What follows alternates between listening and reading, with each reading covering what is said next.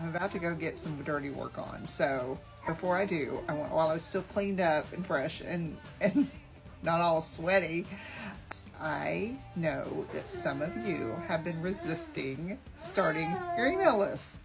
If I'm talking to you, then stay put. If you've already got a list but you're not writing it, then you want to stay here too.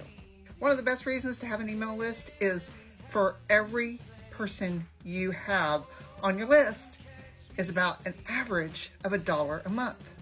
So if you have an average of 10,000 people on your list, that's $10,000 a month. I realize you may or may not have 10,000 people on your list yet, but what better reason to start one if you haven't started one? And what better reason to start writing to your list and start growing it today?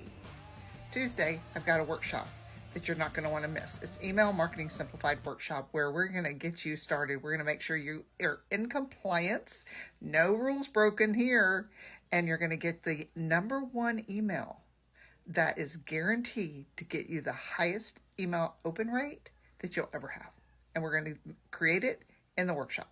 So you need to register today. It's coming quick. Just put email in the comments and I'll get it to you.